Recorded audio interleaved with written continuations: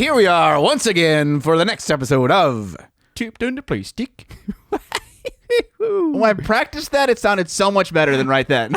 I like how it was just kind of subtle. Yeah.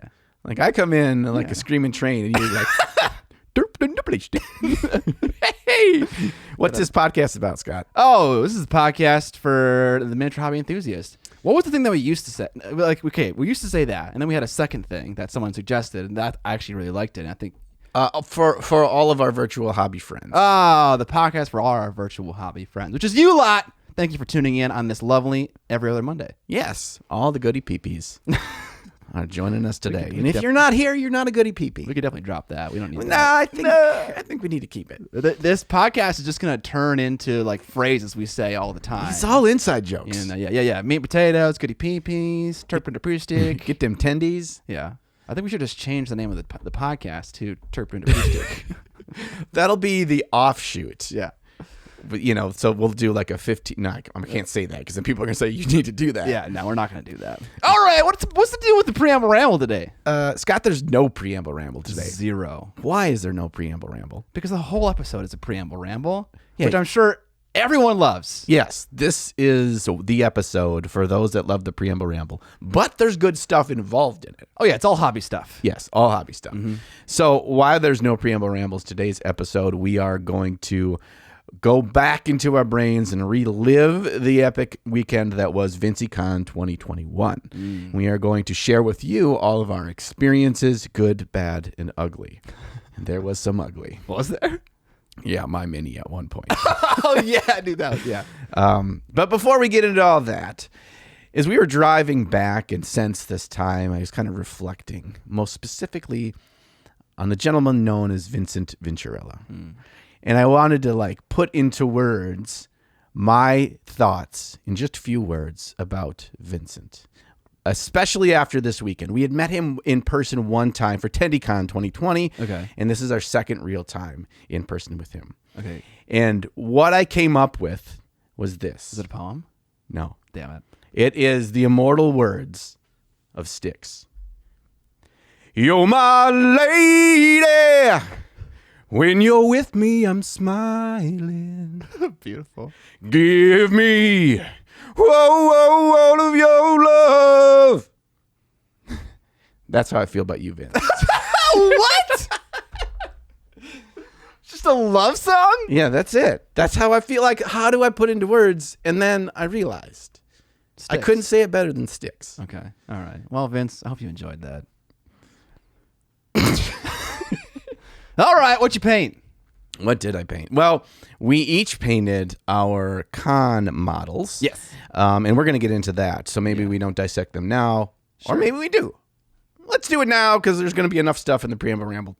So we don't have to delve into those there. Yeah.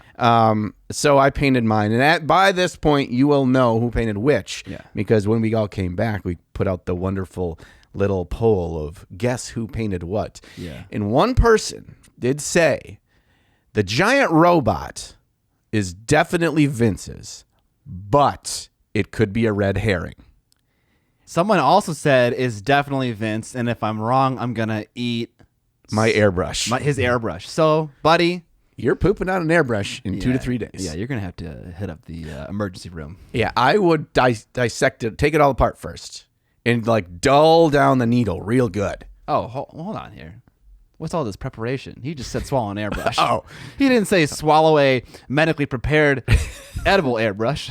It's like a gummy airbrush. I don't think it ever becomes edible. No, yeah, that's right. That's true. I painted the giant pink and teal robot, and it started off as mostly a gray robot. And I hated how it looked because Vince made fun of me because he said it looked all gray. Oh my God. Yeah, we got to get into that later on. That was so funny. And we'll tell that story when we get there. But yes, mine was the pink and teal robot under the great guidance of Vince because of course. He's like, now you need to do this. I was like, okay.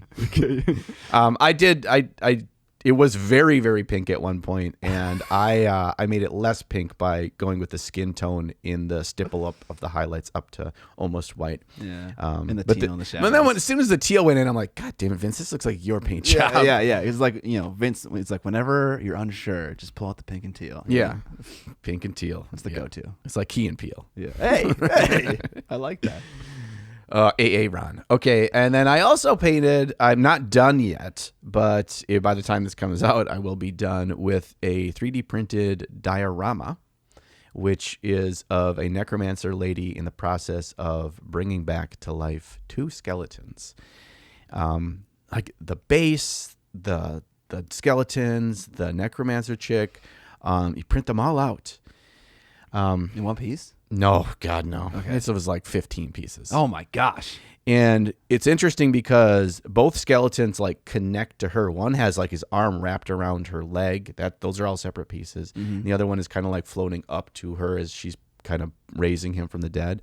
And it was a freaking jigsaw puzzle to get those things together when there's no instructions in a 3D print. Right. That was like, it was a testament of how much I dislike putting multiple piece kits together.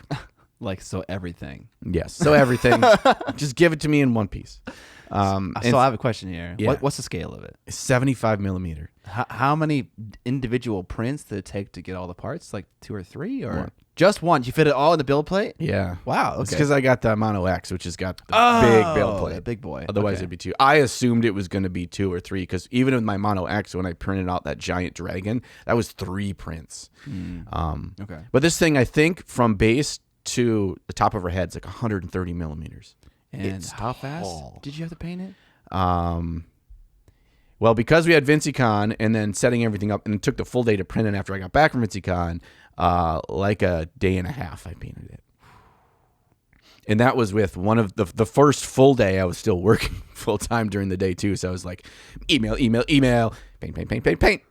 And then back and forth and doing that, which was kind of nice because the way I approached it was really like fast and loose with all layers and just like squinting your eyes and what's going to create drama where color is. And if there's not going to create drama, don't put any color there. And so we'll see how it turned out. Slap it up paint, man. Yeah. So that's what I painted. What'd you paint? I think what you painted looks great so far, and it looks nothing like anything you've ever painted before, and so I think that's pretty cool. Which is weird. Yeah, it's kind of neat to see like I kind of funneled some other amazing painters that paint in a very creating strong environmental effects through thick paint and then refining later. I haven't really got to the refining later point, so maybe after this recording, I'll be able to go home and kind of do that. But I'm also not going to do a lot of that. I don't think that's the purpose here. I have enough content for that video of what I really want to drive home that I don't want to feel like I'm tacking on a bunch at the end. Yeah, absolutely. And I think it doesn't even need the refinement. I think it looks fine anyways. Fine. That's what I shoot for in my miniature painting. Yeah, it's okay. C+. C+. It's passing. All right. What did you paint? I started to paint. Well, I didn't start to paint. I started to finish this little vampire boy who goes atop one of my zombie dragons. I amped up his red armor, painted the brown leather elements, which was just like his book and his gloves. Painted his belt and then also the shield. And then I began to paint the horns on his back. I didn't finish it though. That was on a Twitch stream last Wednesday. I wanted to stream because we were going to be gone on Friday for VINCEY-CON, and so I wanted to do a stream because I'd already missed the previous week as well. So I busted that guy out. I love the cream shield with the metal. Yeah. Yeah, dude, that's so good. Yeah, I got a sneak blue somewhere, like the navy blue color in there somewhere that all my other Blood Knights have, maybe on the Lance or something like that. Do you have to? I guess I don't have to, no. Dude, don't conform Don't. Okay, to yeah. society. I suppose it gets a little forced or contrived if I have to make sure everyone has the same colors. In our society, Stop. I hate you. we put teal on every model. And pink. So yeah, that got to be done in another stream today, possibly, but I have to do something else for today's stream. Oh, Riri. Yeah, because I guess it has to do with what we left at Vince's house. Your coat? No. It's to do with your coat? Yeah, I didn't leave my winter coat at Vince's house, but no, the chain rasps. Oh, no. Because they weren't magnetized. I was gonna like put the magnets back on later, but I never did that. But we'll talk about that when we talk about VinceCon. Yeah. VinceCon. Ugh. Vincendo. I also painted the Inquisitor. Oh, yes. Scott painted, and I think a lot of people got yours right because the creamy blends. I think it was because I put it in a video. Well, that too, but I was trying to hype you up. I was being your hype man here. Thank you. I appreciate it. And you just said no. Yeah, I was definitely painting the longest, which doesn't mean mine was the best. It means I'm the slowest. So yeah, they were all playing board games. I'm just like sweating bullets. It's just like, oh god, you get so antsy in the pantsy toward the end. Yeah. Well, what's funny is like you spent, if you were to take your time as a percentage marker, you spent 60% of your time doing the white armor, the white and the gold. Probably. If you bring Just in the the gold. white? Well, maybe I need to keep those together. White and gold is like 80% of your time. Really? And everything else, you were like, you guys are playing games. I want to get this stuff. That's what I sound like. You guys are playing games. Yeah, that's the sounds you were making. Okay. And it still looked great because you focus your time on the things that create the most impact. Yeah. The face turned out great too, and that was something I think that it was hard to accomplish because her brim is like pushed down, and then you just have to hold that just the right angle. Imagine painting that thing on video for a video. Like, how difficult would that be to get a shot of painting that face? I think my head would just be in the way the entire time. I'd be like, yeah. And you have to hold it up like this so you can actually see down there and get the brush in there and get your head in there. And where's the camera going at this point? that's a deal breaker. I wouldn't paint that model ever on camera. Yeah, that's probably smart. Yeah. Speaking of that, when I'm filming the painting of that diorama thing, I'm having a hell of a time, and I have 0% confidence it's going to turn out well. Just because it's all one piece and all together, and getting it like to hold it at the right angle where I'm still comfortable and showing the camera, it's just so much harder than like this, right? It's like I can get here and do this and still get that, but it's so big too. Why did you not paint it in sub-assemblies? In sub-assemblies. Okay, like I said, if I was going to do sub-assemblies, I'd do the chick separate. But there are pieces where she is standing on the raised knee of one of the skeletons, and that same skeleton has his arm wrapped around her. I cannot get her in with him all together. I have to attach her and then attach his body, his wrapping arm, and then the other dude. So it is literally impossible, is what you're telling me. I mean, it's probably not impossible, but it's Required too much mental capacity to figure out, like, just screw it, put it together, I'm going to paint it. That's it too. Like, I wanted to get it done fast too. Yeah. So I'm like, and it helps when she's there. Like, I have the drop shadow under her leg, and I have other things on there that kind of are influenced by that. And how much of what part of like her skirt and her legs and everything you can see. I'm not going to freaking worry about that if that's something that's not, valuable. So I just said, screw it. And I didn't really consider how hard it was going to paint when it was all together until I was there. Yeah. So what is this, like compact disc size base? the base, yeah, it's about that big. It's a little bit smaller than a CD, but not much. Jeez. Okay. But it's a really cool base. I really like it. I'm like, gosh, I need to hire somebody to do custom 3D bases for all my stuff, and then I can just 3D print them. Yeah, and then you can hire someone to do casting and molding, and then you just have a little mini company right there. Like a lot of these Patreon companies that do, you subscribe for a month and you get all the shit for a month. Like they throw in some bases and some bits and stuff. Yeah. I want, and maybe it's out there. Maybe Goody Peepees can tell me about this. I want a company that all they do is make cool bases. Really? Yeah, I would subscribe to that because then Would you? I get 20 different bases a month, and then I would be able to just focus on the bases. Here, you get like 2 or 3 bases, and they're not this. I mean, you can resize them, of course, but I want all bases and bits, dude. Bases and bits, B and B. That would be sick. Like heads and arms and shields and swords, stuff Broken like down trees and yes, terrain. stuff that goes on the base stuff. I can get behind that. Because really, how many new armies are you starting, or how many times do you need like a totally new like base? Like if you get like 3 a month, right? That's like good enough almost. Really, it's just you want options, I guess. Yeah, I want options. Okay, fair. I want options, and like every time you just paint a single model or whatever too. It's just I guess be like, so. blah. Now I got this cool one that I wasn't going to use for an army, but it's this next thing I'm painting. Not a And fan I of got base cool building? options. I do like base building, but I also like people making cool things for me, and so I don't have to do it. Okay, fair. It's not like, oh, it's like this has got like a ruined log on the base and a little bit of cobblestone. It's not like I couldn't add more stuff myself to it. Absolutely. Come on, Scott. Come on. They're just doing all the prep work ahead of time for me. I guess so. Also, dude, you know how I have like little magnets and I have bases that have like magnet wells in the bottom? You could like pop a little hole in there. Yeah, for your that's own that's magnets. part of it. Every one of these 3D printed bases already has a hole in the bottom of the It base. does? In Magic Land, where this Patreon exists, that's what they would do. Well, okay. All right. I like that. Dude, we're just like giving out free money to somebody. Just do this, and then we'll pay you for our idea. How does this work? I'm telling you, and it probably exists because people are smarter than me. So Yeah. That's the That's what you unfortunate pick. truth of life for everyone. Someone out there, someone is better and smarter than you. yeah, and faster. Yeah. And stronger and more and cuter Yeah, damn it. and wealthier.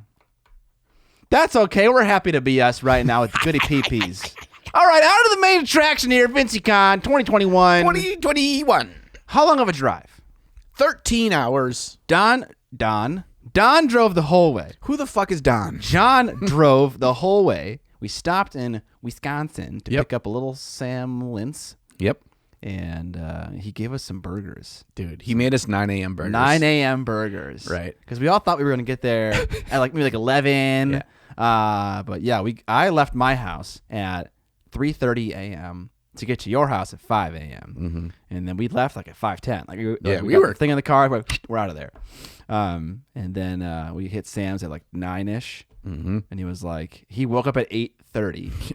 Which we had a comment to each other once we realized it wasn't going to be 11 when we got there. We're like, oh, I wonder if Sam's going to be awake. Yeah. He hasn't responded to the group text yet. Yeah. So he woke up and he was like, shit. And he had to make some burgers. He made some onions, some green peppers, Bacon. bacon. We had lettuce on that stuff. Jalapenos. Tomatoes. Oh, yeah. It wasn't green peppers. It was jalapenos. Jalapenos. Excuse me? And tater tots.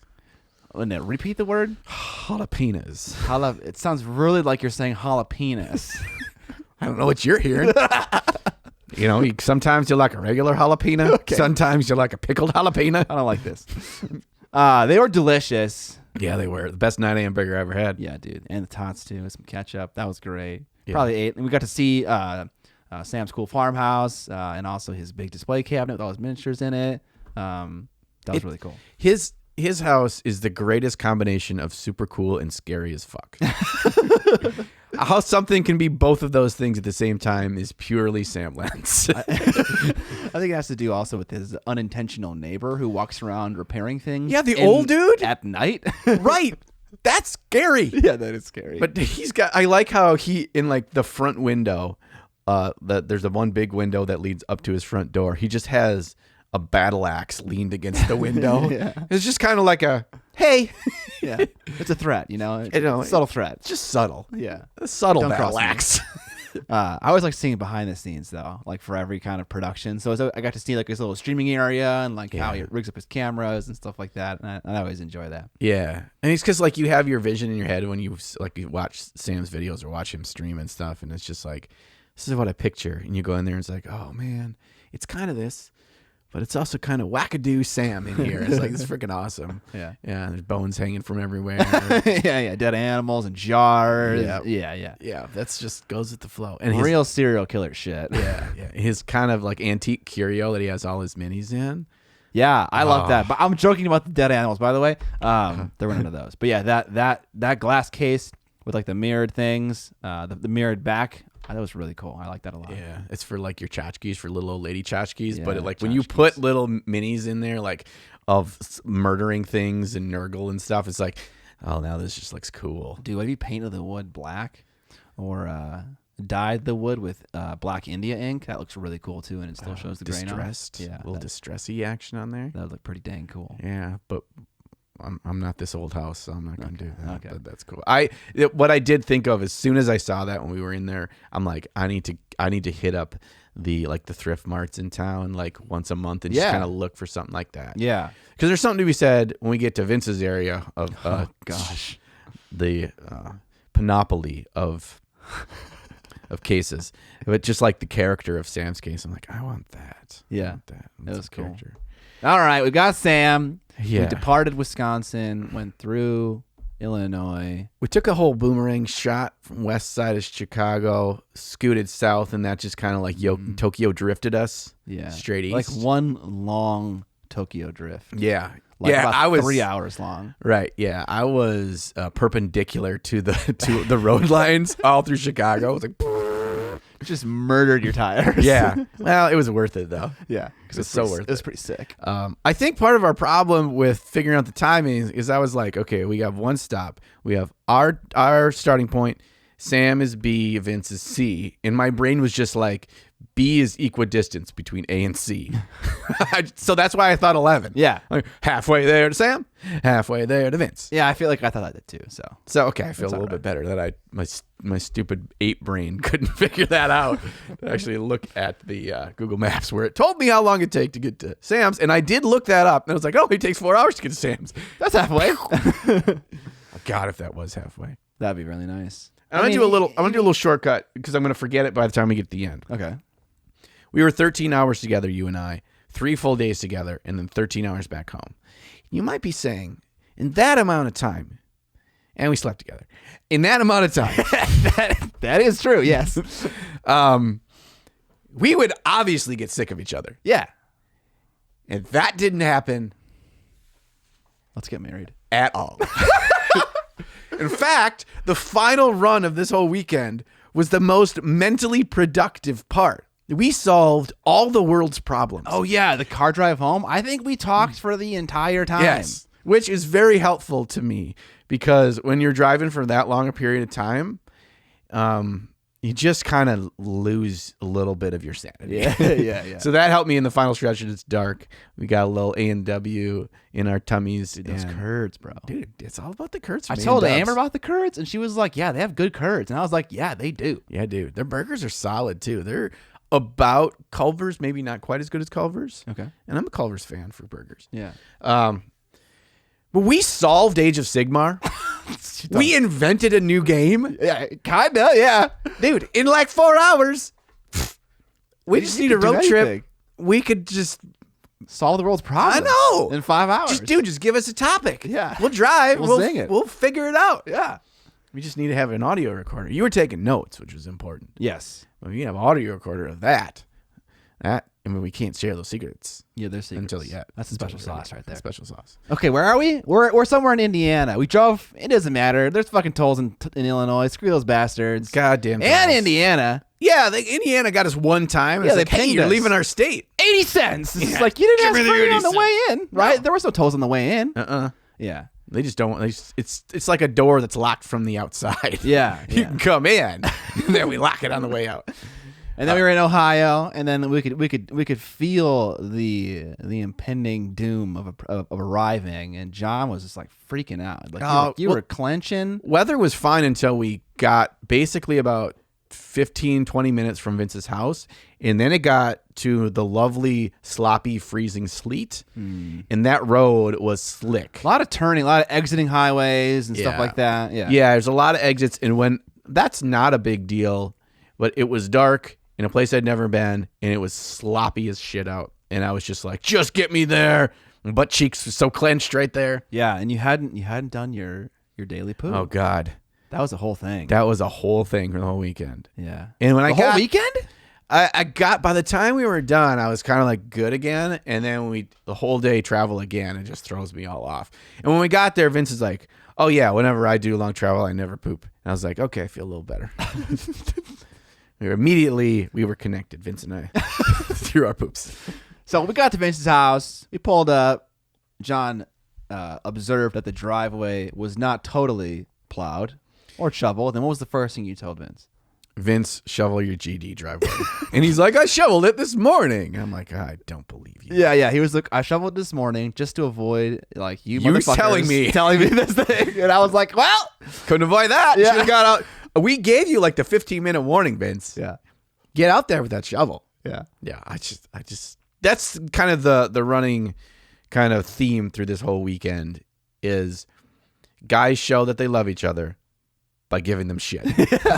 Absolutely. And that was on full effect. I feel like I got away a little bit without getting too much shit. I took the full brunt of it. Yeah. And You were then- the scapegoat for sure. Yeah, and then Vince was spitting hot fire at me. And then I was like, okay, Vince. Okay. All right. This is how it's going to be. You're going to feel my full wrath. And then because we were so, lasers engaged, you were just like scooting around the corner, home free. Just like that, like dancing. Yeah. Yeah, absolutely. Okay, so how specific do we want to be? We had Kane's tendies. He got us Kane's tendies to arrive, which I didn't know is a weekly ritual for Yes. Vince. I think it's Sundays or Saturdays he eats Kane's. Yeah. Yeah. We threw him off his ritual. Yeah, we did. I mean, in many ways, Yeah. yes. But he got Kane's for us, but we did a quick tour of his house first. Brought all the stuff in. He had his dogs in the kennel so that we weren't getting assaulted by them with licks and wags and fur immediately.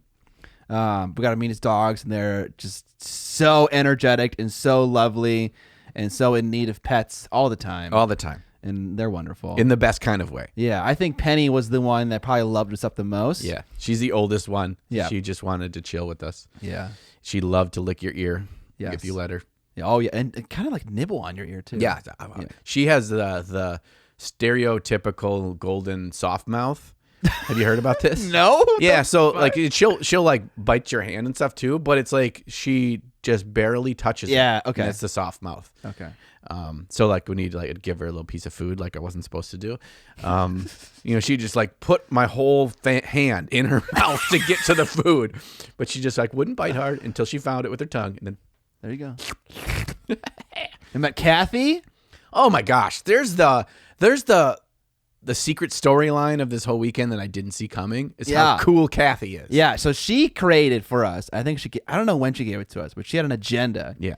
Like a fake agenda. But Right. it was still like, it's like part of the con experience. Right. So she filled it out with like the food schedule, which that was not a joke, that was real. Yeah. But then all these other funny things like, like a panel discussion, like the benefits of synthetic versus sable hair brushes, or like discussing various types of paints.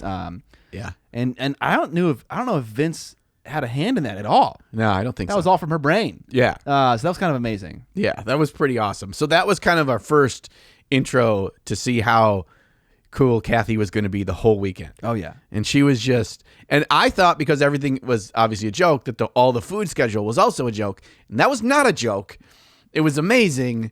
And I probably gained like 8 pounds over 3 days. We had parfaits every single day, and then plus either egg baked, scrambled eggs, bacon, waffles, Captain America waffles, Yeah. no less. No less. Yeah. Spare no expense. I never eat breakfast, but I ate Me neither. breakfast, baby. Yeah, baby. And I ate it good. Real good.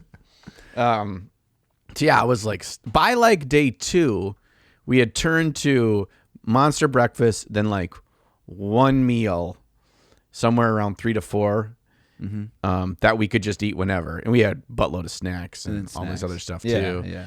And treats from Kathy. And so we were like, no more, no mas. No mas. And we got pizza one night. We had the Mexican one night. Tacos and nachos, and yeah. And Vince is over there with his 17 pounds of nachos. Just That was another place that he eats. That place we got Mexican food is the other place on the weekend he eats. every Cane's single in that weekend. place. Wow. I think. I'm sorry if I'm getting it wrong, Vince. I haven't looked at the footage yet. Let's consult the footage. All right, so then we got all that. We Got a settled in, tour. got our tour, got our tendies. I took a video of the tour, like a 1-minute tour of Vince's basement because Yeah. I couldn't believe it. Yeah. It's like maybe, the size of a small house. maybe we can play it right now over this voiceover so you can see it a little bit. Okay, sure. That will happen. So we just took in the whole basement and kind of unloaded a little bit, and then we got into our thing for the evening because Vince was very smart in thinking ahead and saying, "You guys just drove this whole time. You're kind of mentally bogged down. We're just gonna sit and play a little Dungeons and Dragons first night. Yeah. We're not gonna paint. We're not gonna get all that stuff. Heavy duty conversating. And so we sat down and played Dungeons and Dragons. You're skipping a part. Oh, did I skip a part? We ate Cane's, but we also opened a lovely box from Emily Yeah. Actually, a patron of this podcast and a viewer. And in that box, she had a ton of goodies for us.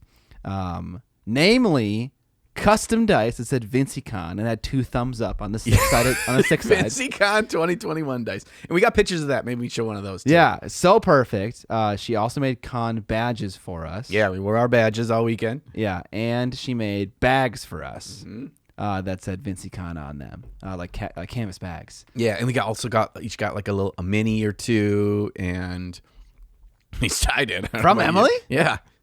You didn't get anything. Okay, you know what? I probably put all the minis I got from everyone together in the same spot, but I didn't realize that. Yes. Okay, awesome. Yes, and then there was a brief swap, mini stuff swap. Yeah, Not from Scott. not from me. I'm a dumbass, and I did not know we were all doing that, and so I feel like an asshole. But next time. You just you can mini swap me a new camera today. Okay. Sure. I already gave you Night Lord stuff. Get out of here. Oh, okay, that counts. And I gave you chain rasps that you left at Vince's. Hey, I still used them 3 times, in fact. That's good. Yeah. They got their use. They did. That one dude lost an arm, but other than that, they're good. Yeah, no, he's fine. He's a ghost. He doesn't need arms. just kind of soften that down. It's just a nub. He's like, Yeah, he's just like, he doesn't need arms to do that, just to make creepy sounds. All right, anyways, D&D. yeah, we got into D&D. Yeah. Is that it? Yeah. All right, then we drove home. All right, now we played some D&D. John was a half-orc druid. What was that, buddy? I don't know. It's like a sneeze cough. All right, I was a halfling warlock with a sick, vicious pact blade. Yes. And then I believe Sam was a human ranger. Human? I think he was human. Yeah, human ranger. He was the real hero. Yeah, oh yeah, he carried the shit out of us. Yeah. You were the wonderful, evilly support. Yeah. And I was the comic relief. Yeah, big time. It was like a whole narrative. It was perfect. Yeah. And you guys, by the end, were getting so mad at me because my druid was very new to the druidic powers. You know, he ran a tavern, and the landlord just canceled his lease, right? And so this is all he's done. It's been a bar wench for his whole life. And so he wanders out in the woods one day, ready to end it all. And the trees talk to him and tell him, hold on, bro. You got some powers. I'm like, sweet. And I didn't know how to control my powers. So every time I transformed into an animal, it was random. Yeah. And you guys were so mad that I turned into the most worthless animals at any given moment. Yeah, we're fighting undead zombies, and John is a frog, and it's he's biting people's arms, and yeah, it was. Can't you do something better? You did the damage at points. I mean, very, very minimal. And then we had a cool narrative of moment towards the end where I picked up a unicorn horn, and then I had this mental imagery of all the animals in the world that I could see through their eyes, and then I could control it. Yes. Which I did, not the DM. Yes. And then I turned into nothing because that was the end of the campaign. Right. Well, because you were concentrating casting a fireball. But we can should we get to that later? Yeah, it was a 2-part series because we didn't finish the first night. We played for 4 hours the first night. Yeah. And Vince is there's one, maybe a little bit more than 1 hour left. Well, we were tired. It was late. We wanted to go to bed. Yeah. And so the final night of the con, we finished it up. That was kind of our end cap of the weekend, and we did finish it up. Yeah. So that was a lot of fun. Vince doesn't play with minis with D&D, and he's still wrong. And you were giving him crap the entire time. Because he about the deserved addition and the lack of minis. You're like, this is wrong. This is wrong. You played a story from 2nd edition D&D, you said? Yeah. Do you remember the name of it? Something of the Spider Haunt. Okay, yeah, that sounds right. Yeah. That was the forest name that we were in. Yep. Okay. Okay. But it was one of the cool things is Vince's entire giant table all had a whiteboard on it, and then 2 giant walls. There was probably 6 by 8 feet whiteboards on them. Yeah. And he took full advantage of those. And those were a big help of not needing minis because he would draw things out big and a map. Here's the general location. Here's what you guys are seeing. Yeah. Here's where it's at. Yeah. And that's really important. And having it up on the wall where everyone could plainly see and reference and that kind of stuff, that helped us kind of stay in line. So it worked better than in my mind I thought it was going to work without miniatures. Still needed miniatures, but that's okay. Yeah. It kept things moving fast. Yeah, he's got a big old 8x4 whiteboard table, essentially, Yeah. for D&D. We also camped out there when we did our painting. Yep. We played with Game of Age of Sigmar on there as well. Multi-purpose table. Yeah, just to briefly describe the layout, you walk down the stairs into the basement. It's all carpeted. To your right, there's 3 massive glass cases, partially filled. These ones actually weren't totally filled yet. Filled with display painted miniatures, trophies, armies, everything, okay? Probably halfway filled. But they're going to see all this. Yeah, they will, but the audio listeners won't. Oh, audio listeners won't. Got it. Yeah, you got some love for the audio. Okay, Just got totally it. just stumbled right there. All right, anyways, you go to the left, big old 8x4 table. You go further to the left. There's shelves and storage everywhere with terrain and models. It's like a miniature painting haven, honestly. And there's another 6x4 table right there for I guess Age of Sigmar or any game really. Right.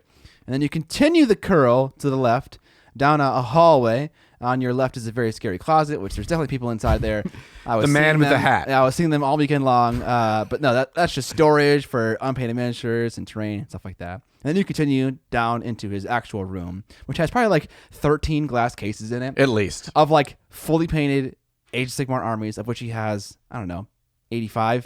Right, roughly. I don't know. And then his computer's there, his airbrushing station's there, and all of his painting supplies are there. Yep. It's a great basement. It's the best basement I've ever been in my life. Yeah. It's only missing one thing, Scott. A basketball court? No, we discussed this. Yeah. It's only missing a big cushy couch. A giant-ass couch and a giant-ass TV. He has a TV. It was just on top of a bookcase. Yeah, which he used for D&D. He had the theme music running through YouTube while we were playing in there. And we could have music videos going while we were painting. And we did live soundtracks. streams. Yep. Of, we listened to The Honest Wargamer. Yep. We also listened to Tabletop Minions while we were painting. Yep. So that was nice. That was nice. But get on that couch, Vince. We need a big fat couch. VINCEY-CON 2022. Now with couches. All right, we went to sleep. Woke up. I think each night you and I are probably awake before Vince and in the basement. I woke up. I put together some camera gear in anticipation of shooting an interview with Vince on the last day. But I also grabbed some quick handheld B-roll of all of his glass cases and his cool terrain stuff and things like that. But we had breakfast. Yep. And I think the first thing we did was play our first game of AOS. Oh, we did that. That's right. We did that before. Yeah. We started painting. And we had you play Vince because you're probably the better player of us three. Well, maybe most games played. I wouldn't say better, but I would say it, definitely. Okay. I'm definitely better. Definitely. And then me and Sam played on the big old 8x4. So it was Stormcast Eternals versus Legion of Blood, and then Boner Boys, Bone Reapers versus Giants. Yeah, Gargants. Yeah, and he let you pick, right? He let was me. how do you wish to die, Mr. Bond? He's like, you can pick any one of my armies and I'll play it. In hindsight, I didn't realize this. I picked the worst possible army. Really? To Was play it? against. Yes. Okay. Yes. I didn't know that at the time. He said that to you? Yes. Oh my gosh, that's unfortunate. Yes. He's like, this is the best matchup for Gargants. I'm Seriously? Like, oh, great. Oh. So he, long story short, he tabled me on turn 2. Well, I mean, he didn't table me, but I was kind of retreating and just playing objectives. I had 5 horsey men that were just going to run amok and grab objectives, but eventually those giants would have caught me and it would have been over. And then I had my harvester still alive because the harvester is the greatest thing ever, and brought back. I had a unit of 40 Mortec, and I made a lot of dumb mistakes in setup, but I had a unit of 40 Mortec, and the harvester alone regenerated 25 models. God. Models. Jeez. And he still went through them like they were just a wet paper bag. It was just not even fun. I left this big line out there so all of his giants could just rummage in. Okay, so he has more surface area to engage. Yeah, I didn't use the. That's something you think about when you're playing against giants. They have huge bases, right? Yeah, it's there. There was terrain that I could have worked with. Yeah. I set myself up not scared to engage with him because I'm so hardy, but not hardy enough. Yeah. Apparently. And so I didn't use the terrain to just block. So basically, he could only get one thing in at a time. Yeah. If I did that, it's a different game. Sure. Because the first turn I catapulted for 15 damage. If I would have just played defensively and catapulted his face off, it's a different game. But anyway, he stopped me. He got the double turn. He let me go first on 1. Then he went. Then he got the double turn. Yikes. From 1 to 2. And that was just... I have 2 spellcasters that automatically regenerate a bunch of models each turn. So without getting the double turn, I got no regeneration in between. And so it was bad. If there was alternating. If only somebody had spent time in the car fixing Age of Sigmar to be a much better game with just a few simple fixes. I'm so scared to say that. I feel like people are gonna kill us, dude. But yeah, look out for that in a future video. Me and John actually came up with a version of AOS that we want to play. Yeah, we're gonna play it, and so we'll make a little video about it and talk about our little version. Nothing special. It's just like whatever.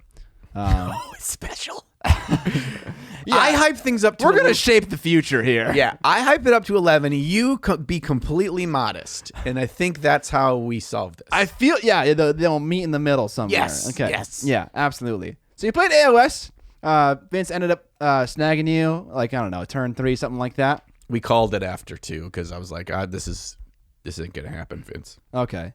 And then me and Sam played a much longer game that I think went to turn 5.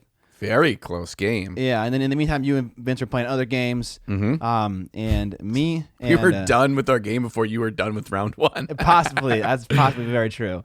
I thought it was a really good game. I don't remember ever playing against Stormcast Eternal. Well, I have like a super long time ago, like 5 years ago or something like that when Age of Sigmar first came out. And it was really good. I got to employ some of the things that I learned in my games against Dan and Matt. Mm-hmm. And I felt like it was really close. In the beginning, it felt like I was winning. And then after that, he had kind of neutralized a lot of my threats. Like he killed both units of Blood Knights in one turn because I put them too close, and that giant-ass Star Drake base fit right in between them. And it was just like, whomp! And I was like, oh, God! So that was bad. But through the stacking of debuffs like Overwhelming Dread and Fading Vigor and Twilight Allure, it's just like you're like fighting in mud. That's what it feels like. That's what I like to imagine it feels like for my opponent. I like to think of Neferata's aura that gives everyone -1 to hit is like it's like a spell effect that turns all your weapons to rubber. It's kind of like floppy rubber hammers. Yeah, I thought you were going to describe it in like a cool way, but no, that's cool too. Yeah. It's playtime, guys. It's Nerf. Yeah, exactly. This is now LARPing. Yeah. So I ended up winning that game by the skin of my teeth. Turn 5. Had to do some shenanigans with wolves and staying in the 10-inch AoE of one of the objectives and picking my targets wisely. But yeah, those Stormcast Eternals dropping in your backfield and just like it's like super scary. It is. And the evocators are amazing too. Each guy at the end of combat rolls 2 dice, and anything that's a 4-up is just a mortal wound. It's just a mortal wound. So he's rolling 12 dice. You know, he's got a unit of 6, killing just 50, doing 6 mortal wounds on average each turn, in addition to their attacks, which are also good. Yeah. So they're wrecking house. Yeah, Sam had what I think was one of the most like prolific quotes of the evening or the whole weekend. He had a lot of quotes, but the one that kind of stood with me that wasn't hilarious was that he said, the one thing you need to remind yourself of when playing Age of Sigmar is your loss is always somebody else's win. Yes, and he was quoting Uncle Adam. Yeah. And that, actually, when he said that, I think he said that in the car. No, he said that when you guys were setting up your armies before your first game. Okay, yeah, that was actually a pretty big thing for me to hear as well, because I guess I never really thought about it in that way. So I'm gonna try to live that quote. Yeah, and it was really good that he said that. It was very timely because I had never taken a loss like the stomping that I took to Vince better than I did, because the last thing you want to do is to ruin somebody else's fun. Their army did the cool thing. Yeah. Like he got to come in and do what he really wants to do with his army is run in and smash. Yeah, dude. And he did a lot of running and a lot of smashing. And so I was just like, this is fun, right? I don't care. We're just going to have fun. And I kind of let the water roll off my back.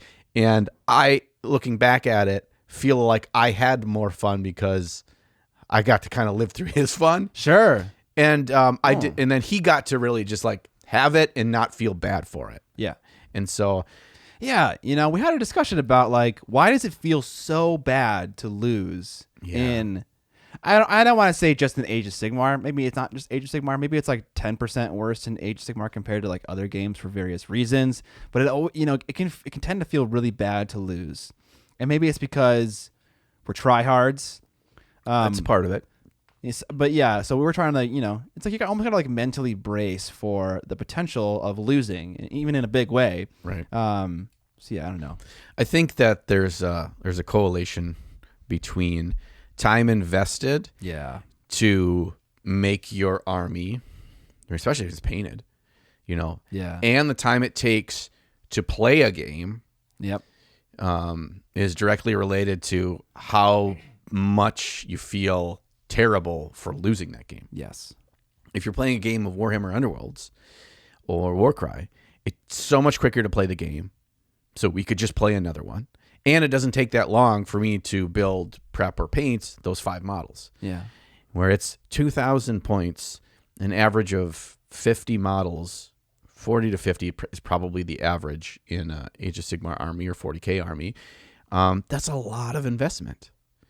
And to know all your rules, to read the whole book, to make sure you understand how everything works together, and then the frustration of it just not working is just higher. And I don't think there's anything that can completely negate that. I think that's just having a realization of it's going to feel worse. That doesn't mean the sky is entirely falling here. I think playing more games is the answer, because the same thing happens with painting and painting competitions. Yeah. Right?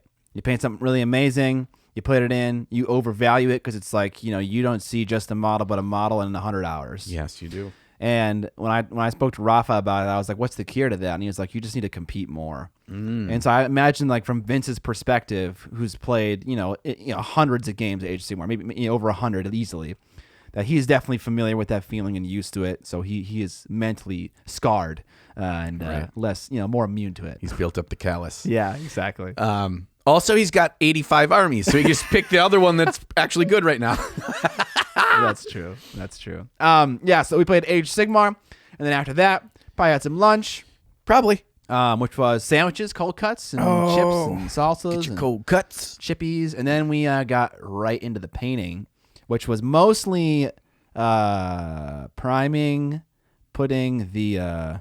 building the bases. Putting the terrain on it. Which that was kind of tricky. Yeah, we did it differently this time. Yeah. And I like the way that it turned out. I think one of the big factors that it turned out really well is Sam put them all together and then set it all up. Yeah. Whereas with our last one, we kind of had to do a bunch of work on our own before we came. Right. And it looked good together, but it didn't look as cohesive as it wasn't this. as seamless as this was. And so this created a nice seamless thing. It also had a nice flat surface with just some fiddly bits and then the line scores running through there that really felt it really tight. Yeah. And then Vince and Sam painted it all. This was great. We didn't do anything for this base. I mean, we painted our individual bases at the end and tried to make our little bases that the mini stood on. Hold on now. I cut the styrene discs for the base. You did? Okay, because I'm pro styrene disc cutter. You are. You knew how to get the circle. You were just sitting there and you were just like, man, I hate this model that I picked.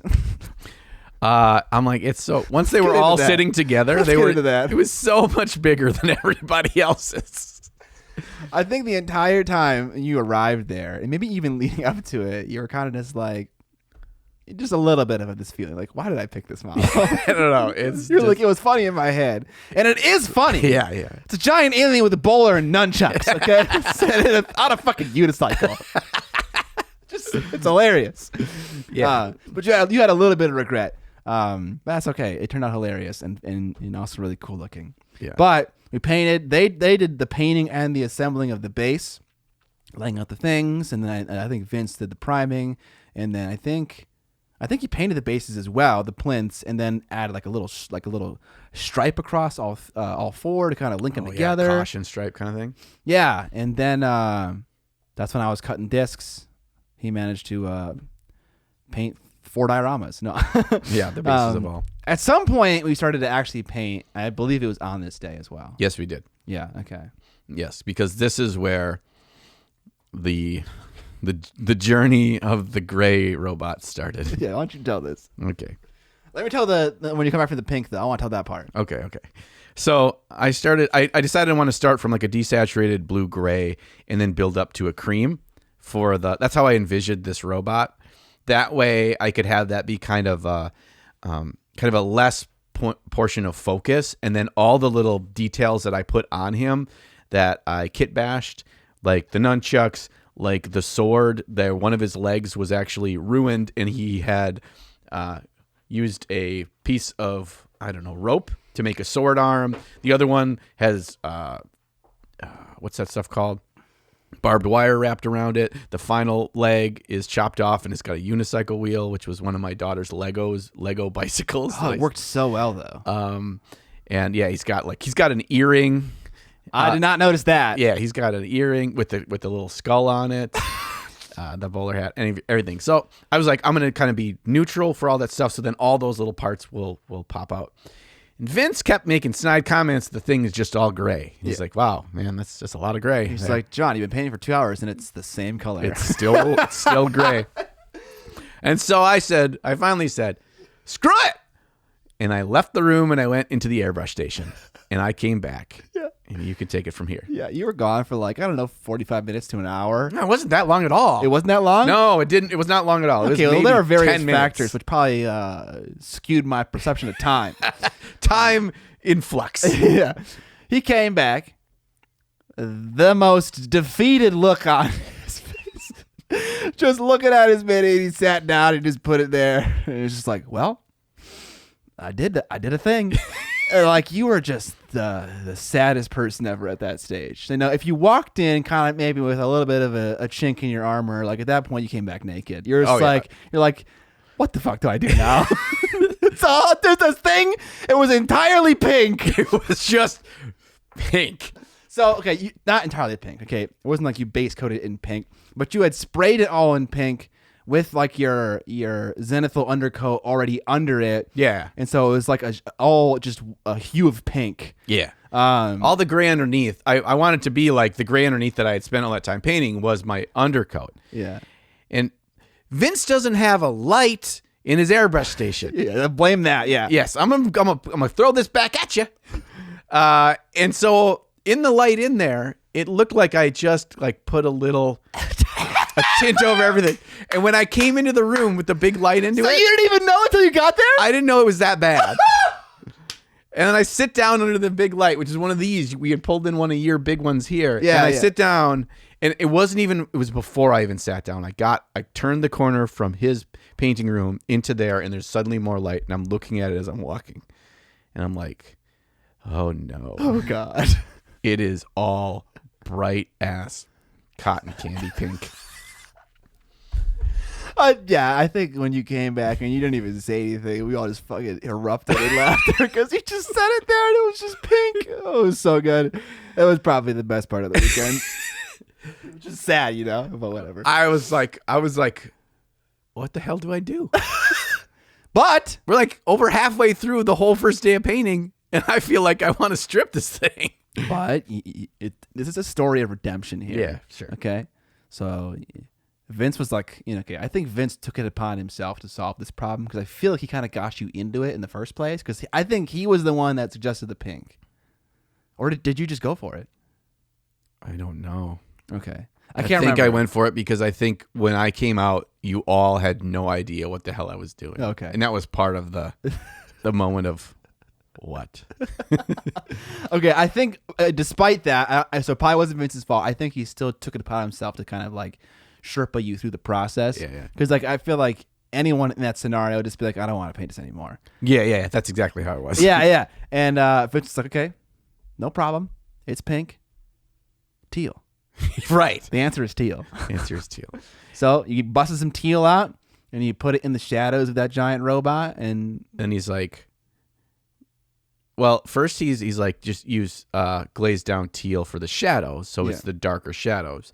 And I did a whole bunch of stippling with like a skin tone and up to white with all the pink to make it even look like more outer worldly, not like the neon pink. So then when you put a skin tone, like a Caucasian skin tone, it still lives in the world of pink, but it doesn't feel quite so silly. Yeah. And I had done that, and he's like, no, glaze down teal. It's a good, contrasting color. I'm like, okay, Vince, this is going to be a Vince paint job. And after I started doing that, he's like, you should just make it go to bright teal in the deepest shadows. And that's where it all kind of went crazy in a good way. It ended up in a good way. Yeah. But it was like this crazy color shift. Yeah. It's color shift paint without using color shift paint. Yeah. Yeah. So if you hold it and you turn it, you're like, this whole thing is pink. It's just where the light is hitting it in a different area, it changes to a different color. Yeah. And so I was like, okay, that's cool. Okay. I'm not a piece of trash. I'm not a piece of trash. No. But You're better because you took a bad thing that you didn't like and you turned it into something you did like. yeah, without restarting. Yeah. Because I told myself after the shock of sitting there with the little piece of fucking bubble gum in front of me, after that kind of wore off, I'm like, okay, I'm not restarting. What am I doing from here that doesn't undo all the work that I did, but I just kind of accentuate it and make it not suck? Yeah. And it turned out okay. Yeah. It's not how I envisioned it in my head at all, but in some ways, what's hilarious is that when we take the full picture of all of them together, my goal was to not have his color scheme be so over the top because I know he was going to be the biggest model. Because he's already going to be a distraction based on size. And the exact opposite is what happened. It's the biggest attention grabber of the whole thing. Oh, it's great. Okay, we gotta move on now. Yeah. So I think we painted all the way until sleepy time. I think we did. I don't think there's anything else we did that day. No, once we got into the like sitting down and painting stuff, time ceased to exist. Yeah, it was like 12, 14 hours of painting, and then it was like 2 a.m. Mm-hmm. And then we went to bed. But you and I didn't go to bed. No, we didn't. We watched fucking Love Island, baby. Our bedroom had the big old TV hooked up to the Roku and all the different apps. Yeah, and I was like, hey, John, let me show you a TV show. We were up till like 4 a.m. watching Love Island. Oh, my gosh. And we had to wake up for like the live stream thing? Yeah, we did. Yeah. So, yeah, we watched the episode of Love Island, we were full on MST3K in this thing, just like commentary from the bed. Like it was great. That show is so bad. It's so bad, so good though. Yeah. It has moments where it's like amazing. Of course, I mean, I feel like it has to if it's like gone on for like 8 seasons. Yeah. But yeah, it's so bad. But I love it. Yeah. Well, because the next morning, Vince was like, "You guys did what?" And I'm like, "We watched Love Island." And he's like, "What is that?" And I'm like, "It's the real world, or real world." And he's like, "Oh, okay." And Scott said, "What is Real World?" I know what it is. I've heard of it. I've never watched it. It is that show less about just bumping uglies, but it still happens. Okay. But it's not the full focus of the show. Okay. Like Love Island is. All right. We got up. We had, actually for dinner that yesterday, briefly, we had lovely cottage ham, broccoli, baby. mashed potatoes, and rolls. Yeah. Kathy, slam dunk. Once again, them taters, precious. So good. Anyways, we woke up and it was time for more painting, but not for very long. We painted during the Warhammer preview. Did we paint during it, or just watch it? We just kind of watched. I think Sam was painting because Sam got to a point similar to me, which made me feel a little bit better. Where he was pretty frustrated with how things were coming together because he was trying new things too. New paint supplies, stuff like that. Yeah, he was trying new colors. He was trying to he had colors on everything, and he had tweaked a bunch of things. He did this whole freehand awesome rose, and he just over the shield guard, whatever they call that when you joust. Yeah. And he painted over that because he hated how it looked with everything else. And so in a way I felt like, okay, I'm not the complete pleb, because even an amazing world-class painter like Sam does things that he's not happy with. Yeah. And when you see it down there and how it works with everything else, he decided he wanted to change things. So I think he was in that kind of mode and watching with us, but also trying to solve the mystery of how this thing is going to turn out. Yeah. Also, and by that point, I had painted half of the white armor of my piece. Yeah, dude. Just the white armor. Okay, anyways. We watched the preview, and then immediately after that, because the preview was all AOS. So baby. That's definitely in Vince's wheelhouse.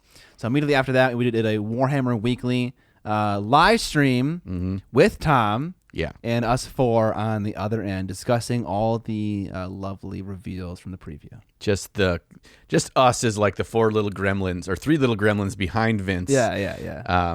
And so if you haven't seen that, you need to first do yourself a favor and go over to Vince Vincerella's YouTube channel and subscribe and watch that. Yeah. We'll have it linked in the show notes as well. There is the highlight of that entire reveal. Is a 3-second scene where you and I are role-playing the bats and Vince is the little pillar that we're climbing out behind. Yeah. Just screen grab that. Yeah. If you do nothing else. That was my favorite moment. Right. So like Curse City came out, had a bunch of cool things in it, but had these hilarious looking fell bats in it that were like, it's kind of like a comic relief thing, but it works. Yeah. It's so funny. I love those bats. Yeah. And do we want to talk about the models or just watch that video and you'll see our opinions on that? Yeah, I think that's probably better. You get a more in-depth breakdown of everything. But just like our quick synopsis, Curse City is everything I want in a GW board game. That's a buy for sure. 100%. Not everything, okay? Those zombies. The zombies are a letdown. Yeah. Let's just be honest about it. Yep. Okay, and if whoever sculpted those, you made a really cool idea. It was amazing. I just don't think it should have been all 10 zombies with the same detail on their back. Yep. I like it if there's like, that's a great thing of like the unit leader. Yeah, exactly. Yeah. Right? Yeah, sprinkle it in. 1 dude, 2 dudes, something like that. Yep. But the actual, if you were to like just look at the zombies themselves and take out the roots bug me most, but that's the easiest fix with a little X-Acto help. But if you just look at the zombie and pretend that giant, whatever, what are those things called? Like headstone. Tombstones. Oh yeah. Yeah, the headstone isn't there. The sculpts of those zombies and their movement and their hunch it's awesome. What if that's a bit that you could choose to put on? I would be so happy, and I also would bet all my money that that's not the case. But I would be so happy. Yeah, like the spine is probably attached to this. Well, it's just so flat where it connects. Like you couldn't. That's true. I mean, you could, but they didn't. Yeah. All right. Anyways, yeah, check that out if you want to see our opinions on all those new releases. Did that live stream, and then after we did, I think just more painting for the entire day. This was Saturday, right? Yeah, this was Saturday. We cranked out painting. I feel like there was something else we did too, but maybe not. That was the day we ordered a pizza. Yep, that was pizza day. Yeah. Was that pizza day or was that taco day? It was pizza day. When did I play Vince in the night? I think it was that day. Yeah, that was that day. So that was taco day. We got tacos and nachos. We painted a lot until a stopping point. I don't know. I think it was like 12. It was like midnight or something. I finished my model that day. You did? Yeah, I didn't paint it all on Sunday. Oh my God, that sounds so amazing. So yeah, at some point me and Sam did a rematch because Sam was like, he was kind of like feeling like, like the whole like Rocky storyline. He was like, okay, got knocked down, but now I'm going to get back up again. Don't quote a song. I'm going to change my list up, try new things out. And I was excited for that. So we played again on the other table this time because all our painting stuff was out. Oh, yeah. And we played a different objective. I can't remember which one it was. Doesn't matter. Yeah, we played again. He had a much tankier, beefier Star Drake dude. So this time I didn't even go for him. It was like he chose a different, I don't know what I think it was an artifact you put on him. It was an artifact. Also, I think like there are like certain chambers or whatever they're called, and he picked a different one, and it like made him stronger and more buffed. Played again, managed to squeak out another W, so I was feeling pretty strong. Last 4 games of AOS, all W's. Right. Okay. And so then Vince was like, "Let me humble you." And I can't remember. I think this was a different day, right? No, that was that same night. Same night. Yeah, not long after you finished your game with Sam. Okay. Vince is like, so yeah. So Vince did the same thing to me they did to you. He was like, "How do you wish to die?" Yeah. And so I picked whatever race, and I picked Savage Aurochs, or no, just Aurochs. Iron Jaws. Iron Jaws. Okay. Played Iron Jaws, and yeah, I like try-harded as much as I could. Like I saw Vince spacing out his units in like 1-inch increments. I was like, "Fuck, I'm gonna do that too." And so I started spacing everything out. So like, because basically what he told me the way his army worked was that they're fast as fuck. Yeah. And they like no matter what, they can get to you at one point in the game whenever they want, because he has this ability that allows his dudes to move twice in one phase, because he can move in the heroic phase, and also in the move phase, and also charge. So like there's no getting away. At some point he's gonna pop that cherry and I'm fucked. Yeah. And so basically I didn't think about it now, but I thought of a way I could have possibly dealt with it. But I was playing, I was super spaced out. I was protecting my assets, which were my Blood Knights, my Vampire Lord, and Neferata. And despite very careful planning, he gave me first turn and then just proceeded to wail on me. My favorite part of that game was after you guys were all set up, he says, "Do you want to know how you screwed up?" Yeah. Before a single dice is rolled, a single model is moved, he says, "Do you want to know how you screwed up?" Yeah, so I appreciate that. Which is great. He let learning. he let me adjust. Yeah. Because he would have killed Neferata turn 1. Yeah. Like, no questions asked. And so I moved her a little bit, and then we played. I did a Weasley turn 1, because I can't get to him. Yeah. I don't want to, really expand too much, because then it's easier to get into my lines. And then he went. And he brought the cabbage down it was upon a you. Fucking wrecking ball, dude. Yeah. He charged in with his unit of 3 pigs. They killed like a million chain rasps. He charged in with his cabbage, and he did this little trick where he charged the chain rasps and he had a successful charge. Around the side of them. Around the side. The pigs killed all the rasps, and then he piled into my goddamn vampire behind the chain rasps, yes, and killed it in 1 turn. Yes. That was, and I couldn't attack with the vampire because he hit with the pigs and didn't move the cabbage yet. Yep. And he didn't put the vampire in combat, so the vampire couldn't do anything. Right. So I fought somewhere else, I don't know, something else. And then he piled into the vampire, killed it 1 turn. I was like, okay, well, this game's over, but I'm gonna play it out. Yeah. Because if he can delete a threat of mine before doing literally anything with it, that just is the game ending. So he played it out. It was the one where. It was the scenario where he can remove objectives, or someone can remove them if you go second. Yep. And so he was removing the ones in my backfield because he went second, and I had him push out. So I pushed out with 1 vampire, try to do stuff. He killed a decent amount of a chaff unit, but then died. We will say this though, your 1 unit of 5 Blood Knights almost 1-rounded that cabbage. Almost, yeah. They got a full charge. I first round activated them. And they almost killed the cabbage. He had 3 wounds left. Yeah, that was pretty cool. Which is the cool thing to remember with that is that cabbage costs over twice the points as that unit of Blood Knights. Nice. So in terms of hitting above their weight, that was really cool. Unfortunately, an almost dead cabbage can still do a buttload of damage back. And it did. Yeah, it did. He came in. Turn 2, killed Neferata, and then I lost my other vampire, and then his other unit of pigs killed 4 of my Blood Knights without even charging. It was bad news bears. Yeah, so at that point I was like, okay, it's over. You killed everything. Yep. But that was good. It came down to the value of being first to complete your drops. Yeah. Because he did that, he could choose who goes first. And if you set up on your line aggressively, you can hit him turn 1. You can get to him. But if he gets to pick and you set up aggressively, that means you don't have screens in front of your stuff and you're even more susceptible. He could have gone first and just rushed right in. Yeah. So it's actually amazing to me how much is going on before the game begins. Yeah. Because if he drops his whole army pretty much at the beginning, and he deploys in kind of a cagey, castle-y way, because he did. He was in the backfield.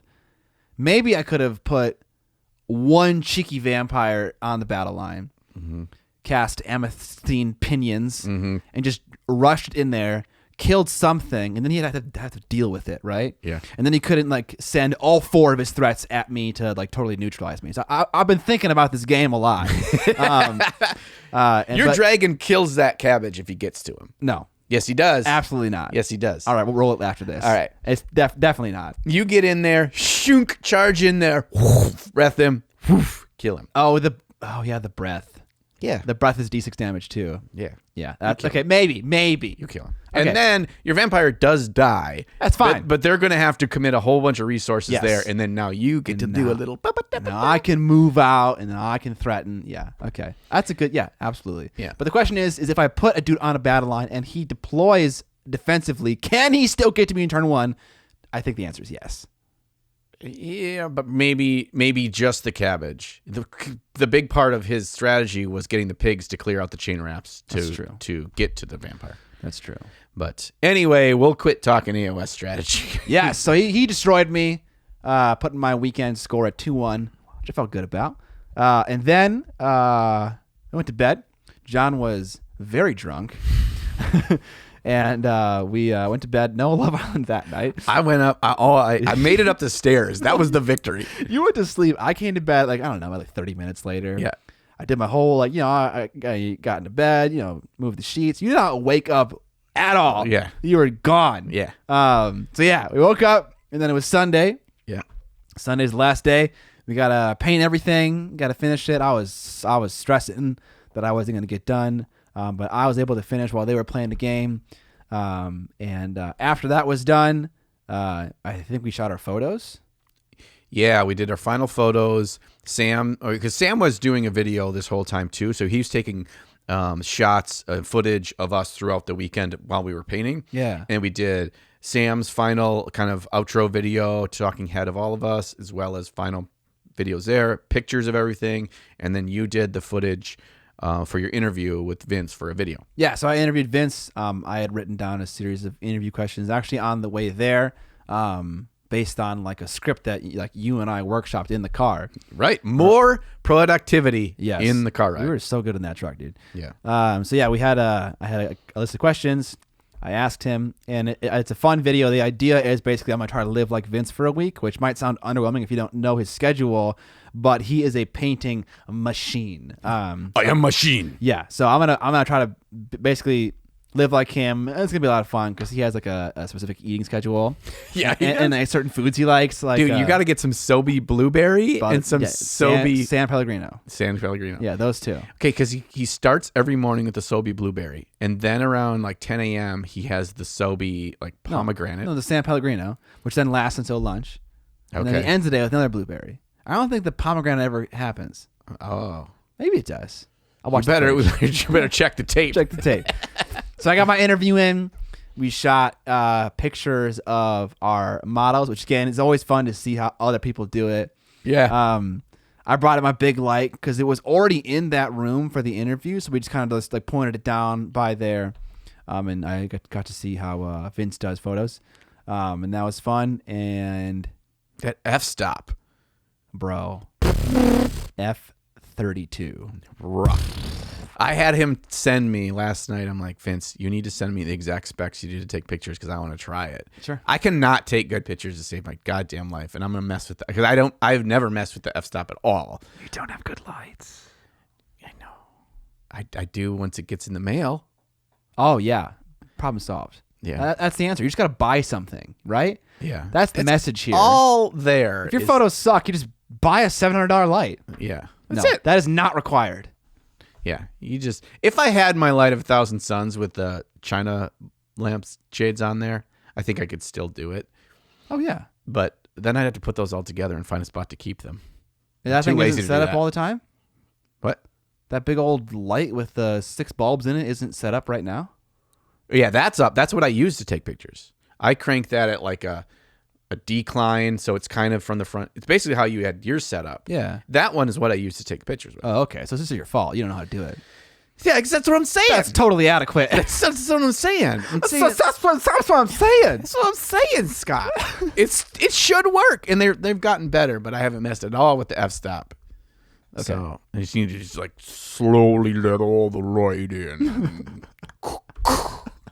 All right. I think we did nothing after that. I think we just chilled because I felt like we were like really working to finish right at the end. This is the final day. Final day. We did some pickup. Oh shit! I was like D&D. Yeah. Because I was like, no, we did pick up after D&D. Because I'm like, we're gonna try to get an early start to get on the road. Scott, we should pick up all your AV stuff. Yeah, you were harshing my mellow, dude. Yeah, I did. I was like, I just finished the most stressful paint job of my life, and you're like, let's clean up, and I'm like, bro. Well, did you thank me the next morning? Yeah, sure. Okay, fine. It wasn't that much. It took like 5 minutes. But I didn't want to do anything. You just want to sit there and melt into the chair. Yeah, that's exactly what I wanted to do. We finished up the D&D campaign that night. Or the adventure. It's not a campaign. We finished up the adventure where I had my Uber rolling fireball running all around. Oh, gosh. Yeah, MVP fireball. Yeah, dude. Why can't a druid summon a fireball? It was a little pebble. And I rolled it. Yeah, and it turned into a little ball of fire. That was the story. I don't know why they can. Don't ask questions. Okay, fine. Don't ask questions. And then that was it. Then we chilled out. Oh, we did watch a little videos. We had to get the videos we needed to watch in. We watched everything but one that I forgot that we didn't watch. We watched Who Takes the L? Mark McGrath versus a Kid. Yep. By Cody Cohn, Noel Miller. That's a must watch. Yeah. We watched the pony. I had not seen that one before. We watched a lot of That's Cringe from Cody Co. The Pony Play one. We watched the Girl Defined Ministries one. Oh Lord. Yeah, that was good. So we played D&D. We're all totally fried at this point. Yeah. Because we all sleeping 6 hours a day max. And just like focusing on a tiny object with our eyes for like 10 plus hours every day. Yeah. So we're all just totally just fried. So we watched those funny videos, went to bed, and then watched another funny video. Episode 2. Love Island. Of Love Island. We watched that, and then it was the next morning, and we woke up, packed the truck up, said our goodbyes. I left my jacket there like a dingus. You left your jacket. You left your chain rasps. Oh, yeah. So today for the stream, I need to finish a chain rasp so that I can show Vince what the finished thing is going to look like. And Vince was like, because you left it here, I'm going to paint them all and send it to you. I'm like, Vince, you don't have to do that. It's like, it's fine. It's because, he paints like 1 million hours a week anyway. It's like, what's another 10 chain rasps? Right. This is nothing. It's like, it doesn't even hit my radar. So he's going to paint them, but it's for a video where it's like, I'm going to take someone else's scheme, use my own paints, and then show you how it looks fine. So he gets content out of this. Yeah. Nice. It's not like he's short models for content. Okay? Right. So this is still like charity to me. But yeah, so I'm going to paint chain rasps today or finish one up. They're almost done. So yeah, we drove home, dropped Sammy Boy off, who was taking a lovely nap. Dude, he was napping like a king in the back there. He was out. You and I solved the world's problems. Yep. We got back to your place about 8:45, somewhere in there. Scott's phone was dead. My phone was dead. I'm notoriously bad with directions, so I don't exactly know how to get home. So that was exciting. No problems, though. Got home, and I got home about like 10, 15. Yeah. I was texting Amber like the whole time that you were gone because she was like, I told her like, blah, blah, blah, and like his phone's dead and whatever. She's like, how does he get out of your neighborhood? I'm kind of scared. And I'm like, we walked through it. I'm about 65% confident that he will find his way out of my neighborhood. And then I didn't hear anything negative back. It was like, no, it wasn't like 11 o'clock with her like, where is he?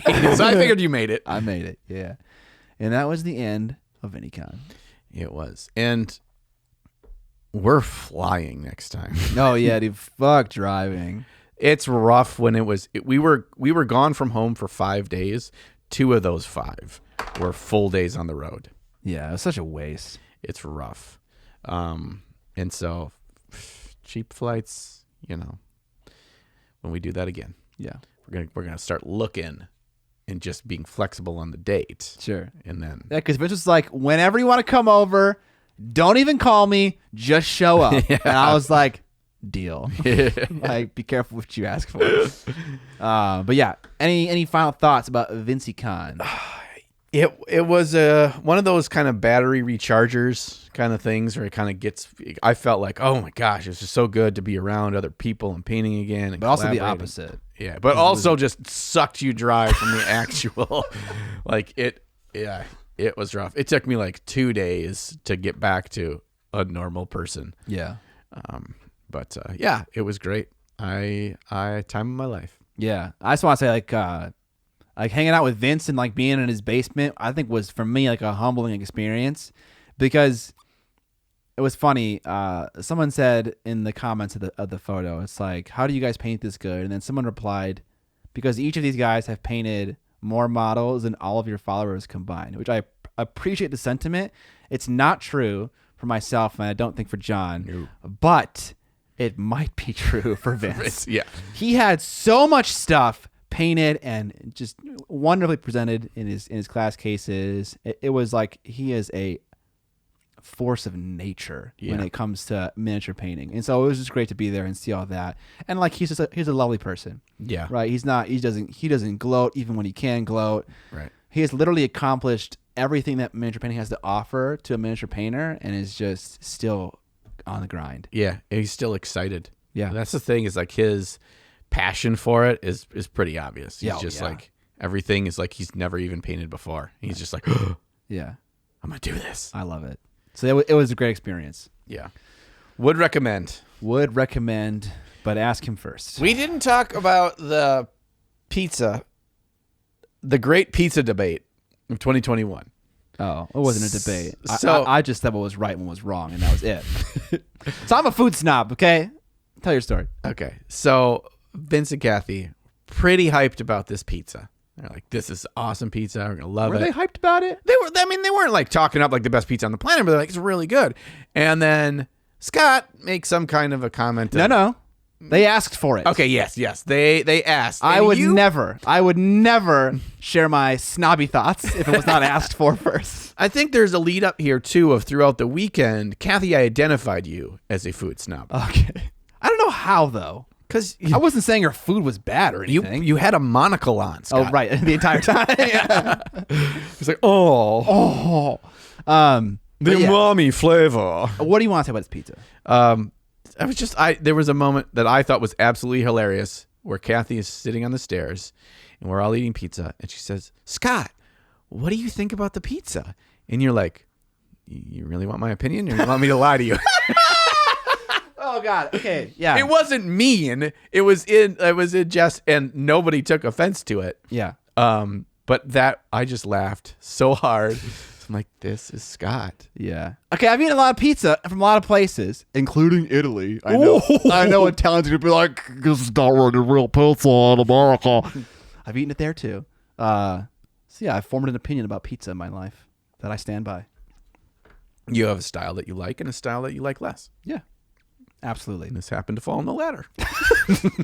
But I still ate it because pizza's pizza. And it was good pizza. And I like pizza. Yeah, it was good pizza. It just Yeah. didn't quite hit the water level of the Scott ratio of good to great pizza. I can not like something to its maximum extent and still enjoy eating it because I like what it is. That's true for pizza. That's true for tacos. That's true for Ice cream. Absolutely ice cream, and probably other things. Cookies. Cookies are always good, especially when they're warm. Warm. Toss them in the microwave. Unless they're from Famous Amos. Dude, Famous Amos, where's that? Those Shout out. John was like, dude, Scott, you got to try these cookies. And so he gave them to all three of us. And all three of us were like, what is this garbage? It's amazing. You guys like you got to suck on it for 30 minutes to make it soft. The quality of the chocolate chip in Famous Amos is unparalleled. Okay, that might be true, but I was too distracted by the fact that it was a brick in my mouth. Oh, the hard cookie is so good. No. Yeah. Hard disagree. Soft fam, where you at? Show me them soft boys. All right, out of the news. We actually have quite a fleshed out news segment for today. Take your flaccid cookies with you. Okay. You start here with what you have first here, Squiddly Bits. Squiddly Bits, Squidmar ML from the previously named Age of Squidmar YouTube channel has created a secondary channel called Squiddly Bits. And it's a channel for behind the scenes, smaller content, easier to make videos. And I thought that was interesting.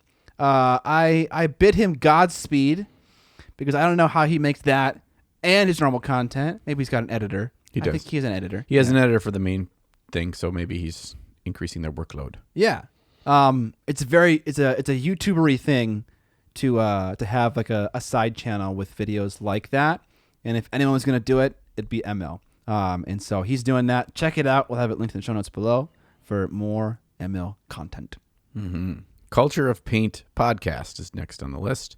I haven't watched this yet, which is the Cult of Paint has started their own podcast. Is it the two gentlemen?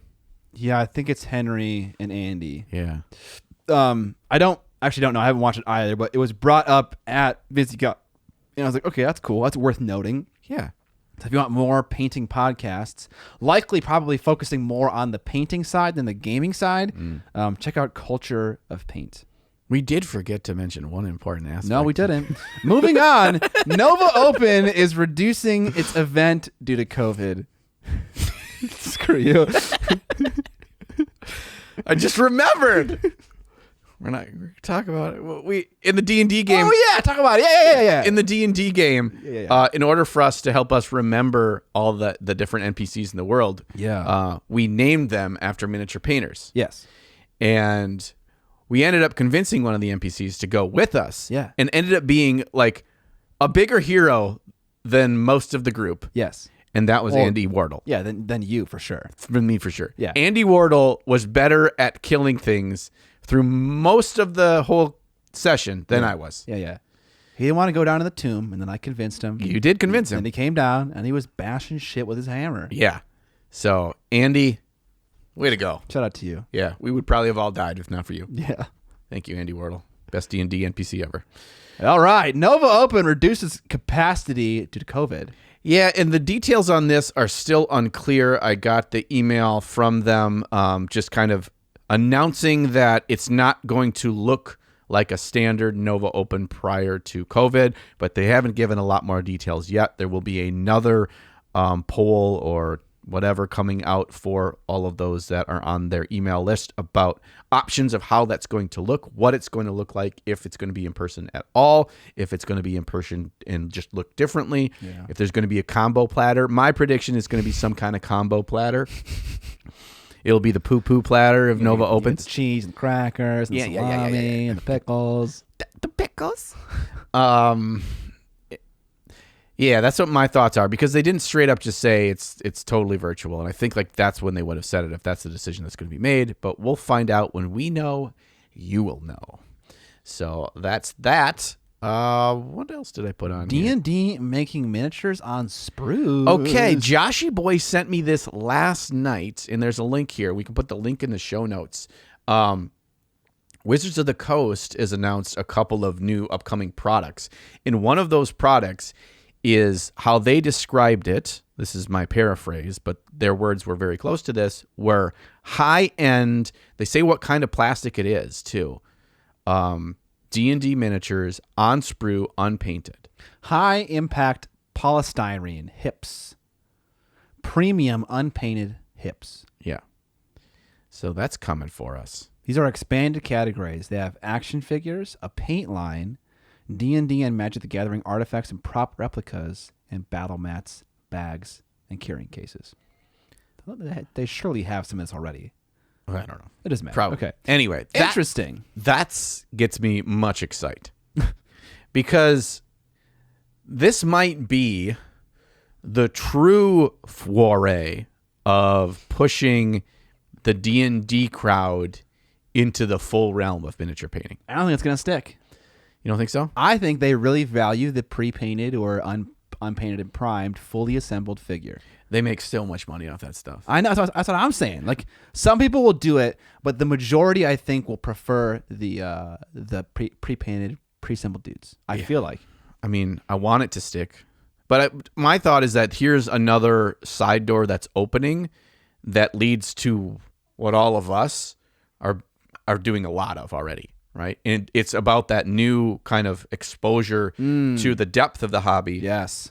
There's this huge crowd that, well, I know you could paint them, and I know whatever, blah, blah, blah. But if these are going to look 10 times better than the pre-painted stuff, or 10 times better than those ugly-ass, pre-primed, terrible, terrible sculpts that they have out there, I think we might get a new surge of passionate hobbyists that maybe just this is their entry point in here. Also, Joshy noted to me that there's a lot of trademarked monsters in the D&D world that other companies cannot make. Sure. Right. Cannot. Right. Air quotes. You can't make a Beholder mini, or they will come for your money. You definitely can. Go find one. I mean, sure, you can find some from Russia or whatever. Bro, there are like probably 5 like Patreons that sell 3D sculpted Beholders. Find one. Okay. I'll try to. And I will email it to Wizards of the Coast and get them shut down. Okay. They're pretty harsh on some of that. The list of those monsters is not massive, but like, for example, I went and looked back at our good buddy Chris's Broken Anvil miniature stuff, because his is very D&D focused themed monsters. And Josh and I went through and checked every one of those monsters. Like the Umber Hulk, is that something that's owned by D&D? It's not. but there are other things that he could have done that would be. So it's really interesting that they take it pretty serious. So there might be, if they have these high quality, whatever sculpts, maybe people will be like, this is the way that I can actually paint a really cool version of this to get people entry point into the hobby. Nice.